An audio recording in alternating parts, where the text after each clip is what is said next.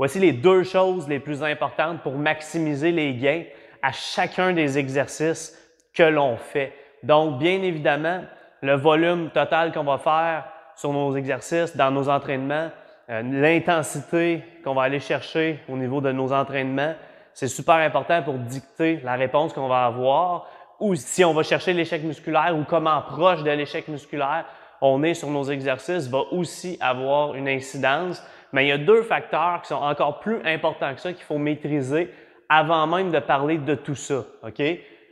Le premier, c'est de comprendre et de savoir c'est quoi les groupes musculaires qui sont le plus sollicités sur chacun de nos exercices. Ça semble de base, mais beaucoup de gens ne comprennent pas sur chacun des exercices qu'ils font spécifiquement c'est quoi le premier muscle qui va être le plus sollicité, puis ensuite les muscles qui vont être sollicités de manière secondaire. De savoir ça, ça va faire en sorte, premièrement, qu'on va pouvoir focusser sur la sensation qu'on a pendant notre exercice. D'essayer de s'assurer de bien engager le muscle qui est censé être le plus sollicité sur l'exercice, de l'engager en premier quand on va faire le mouvement. Ça, c'est quelque chose de très important. Le premier muscle qui va être sollicité, qui va être contracté sur un exercice, va généralement être celui qui va être le plus stimulé. Donc, quand on voit des compensations se produire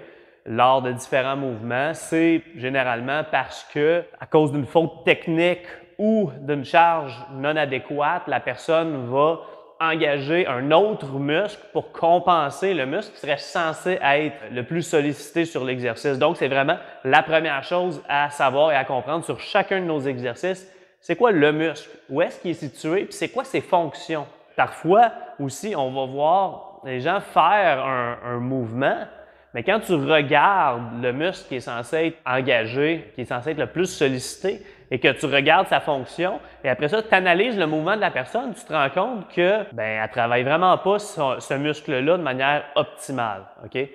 Donc, simplement de s'assurer de comprendre c'est quoi le muscle principal qui est engagé et de respecter sa fonction dans l'exercice va optimiser les résultats, mais de vraiment beaucoup. Ça se peut que de mettre l'emphase là-dessus va faire en sorte que nos charges vont peut-être diminuer sur certains exercices temporairement parce que peut-être qu'on avait l'habitude justement de compenser avec d'autres muscles.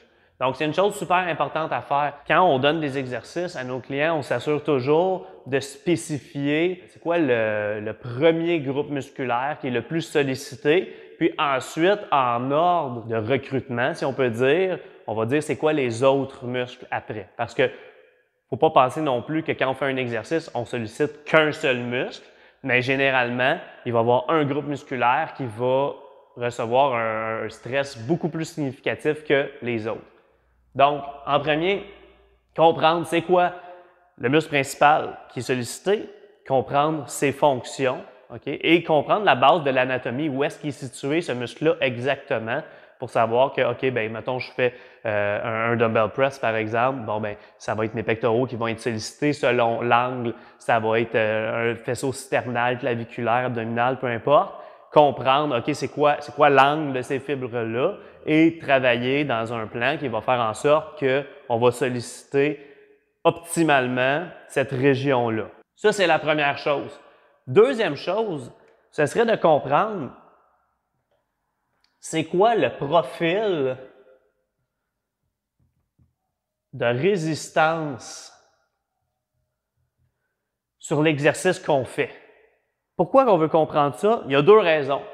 La première raison, c'est de comprendre c'est quelle position de ce muscle-là qui reçoit le plus grand stress dans l'exercice. Parce que ça va dicter notre façon d'exécuter, ça va dicter le rythme, c'est-à-dire le tempo de l'exercice. Ça va aussi dicter où est-ce qu'on devrait mettre plus de concentration dans notre mouvement. Okay? Donc, si je prends encore une fois l'exemple du dumbbell press, si on comprend le profil de résistance de l'exercice, on va comprendre que c'est au bas du mouvement qu'il y a le plus de résistance provenant de la charge. Donc, ça, c'est la position où est-ce que le pec est étiré. Donc, on veut comprendre que sur cet exercice-là spécifiquement, on va surcharger plus la portion étirée de l'exercice. Donc, on va mettre plus d'emphase à cet endroit-là dans le mouvement. C'est pour ça que, par exemple, si on fait un dumbbell press, mais qu'on utilise des charges trop lourdes puis qu'on fait un demi-press, bien là, on ne surcharge pas du tout la même position parce que normalement, on voudrait surcharger les pectoraux dans cette position-ci, où est-ce qu'il y a un grand étirement.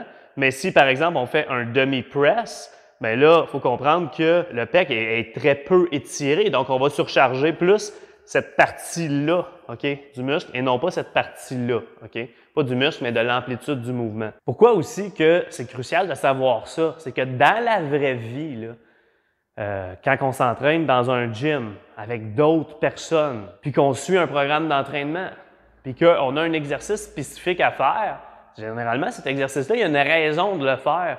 Oui, il va avoir le groupe musculaire qui est sollicité. Oui, il va avoir aussi l'angle, par exemple, si je prends les pectoraux encore là, soit qu'on va vouloir travailler la portion plus claviculaire, sternale, abdominale, mais aussi, selon le mécanisme qu'on veut essayer de stimuler, ça se peut qu'on va y mettre plus d'emphase sur la position étirée ou plus d'emphase sur la position raccourcie. Ou peut-être qu'au contraire, on veut avoir une résistance qui est plus continue, okay? Qui va ne pas surcharger ni le bas ni le haut du mouvement. Ça, c'est tout dépendant du mécanisme qu'on essaie plus de stimuler, okay? Ce qu'on essaie de stimuler de notre exercice. En comprenant ça, c'est là qu'on va savoir qu'il va y avoir des alternatives mieux que d'autres si on ne peut pas exécuter l'exercice qu'on devrait faire. Parce que, comme je disais, dans le monde réel, on va avoir un programme d'entraînement à suivre, mais ça se peut qu'on arrive puis que là, on a le choix entre attendre 20 minutes pour pouvoir faire notre exercice parce qu'il y a un line-up pour une raison quelconque ou en choisir un autre, ou qu'on arrive puis la machine ou l'appareil, peu importe, qu'on voulait utiliser est brisé, est plus disponible, peu importe. Puis que là, ben, il faut faire un changement. Quand on comprend ces choses-là, ces profils-là de résistance, là, on le sait que, par exemple, si on veut faire un exercice pour venir isoler les pectoraux, OK, qui ne serait pas un press, par exemple, là, on va comprendre que, ben, faire un cable crossover et un dumbbell fly, ça a des profils de résistance qui sont complètement différents.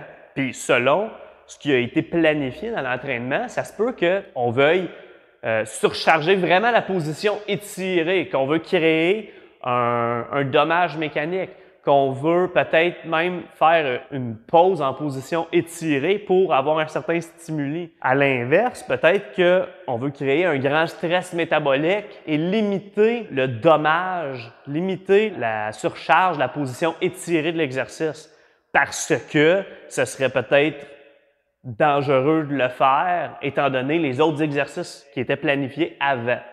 Donc, quand on sait ça, bien là, par exemple, on va peut-être mieux comprendre que, OK, disons que j'étais censé faire la machine pec deck, mais qui est pris. Il y a un line-up de 3 personnes, il faudrait que j'attende 20 minutes pour la faire. Probablement que l'entraînement va être beaucoup plus productif si on choisit autre chose et qu'on ne prend pas une pause de 20 minutes dans notre training.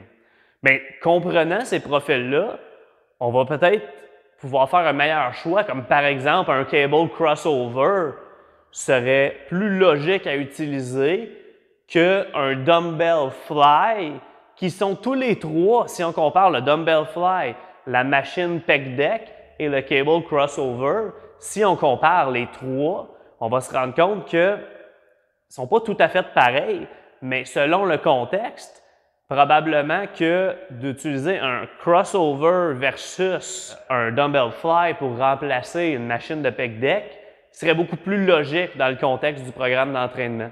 Donc, c'est pour ça que c'est deux choses que je m'assure d'essayer d'enseigner le plus possible aux gens. Premièrement, c'est quoi le muscle qui est censé travailler le plus? Donc, quand je fais des analyses d'exercices en vidéo, les gens me l'envoient, puis par exemple, on va souvent voir ça sur le squat, où est-ce qu'il va y avoir des compensations peut-être parce que la charge utilisée était trop lourde et les gens vont avoir tendance à compenser avec leur chaîne postérieure alors qu'on voulait que l'exercice soit plus dominant dans les quadriceps. Donc ça, je vais l'illustrer clairement que les gens vont comprendre, OK, dans cette position-là, c'est vraiment mes quadriceps qui sont sollicités, puis c'est là qu'ils sont sollicités le plus. Donc, si je fais ce genre de mouvement-là compensatoire dans mon exercice, c'est parce que j'essaie de diminuer la résistance dans mes quadriceps pour l'augmenter ailleurs, simplement parce que ma charge est mal sélectionnée. OK? Puis, je vais aussi parler des profils de résistance parce que c'est souvent ça qui va faire en sorte que les gens vont aussi compenser en diminuant l'amplitude de mouvement sur un exercice parce qu'ils essaient d'éviter d'aller dans une zone où est-ce qu'il y a beaucoup de résistance. Souvent, c'est encore là, c'est parce que la charge sélectionnée est trop élevée pour la force de la personne. Mais aussi parce que dans le monde réel, des fois, on the spot, ça se peut qu'on ne puisse pas faire l'exercice qu'on était supposé faire. Ça se peut que finalement, c'est super, même si on le fait à la maison et qu'il n'y a pas de line-up, que finalement, ça va super mal avec nos appareils, nos équipements pour faire cet exercice-là. Puis que là, on le remplace, mais peut-être pas par le bon choix. Quand on comprend les profils, c'est là qu'on va pouvoir avoir un raisonnement qui va faire en sorte que, ah ben ça, c'est logique d'utiliser cet exercice-là au lieu de celui-là, même s'ils semblent les deux être similaires parce que c'est le même groupe musculaire qui est utilisé. Donc, comprendre l'anatomie, c'est quoi les muscles qui sont censés travailler et comprendre les profils de résistance sur nos exercices, c'est deux choses clés à apprendre pour être autonome à long terme et aussi maximiser ses résultats, maximiser sa réponse d'entraînement sur chacun des exercices qu'on fait dans chacun de nos entraînements. J'espère que vous avez trouvé ça intéressant, j'espère que ça va vous aider et que vous allez appliquer ces principes-là. S'il vous plaît, si vous pouvez partager mes vidéos quand vous aimez ça, ça me ferait grand plaisir et je vous dis à bientôt.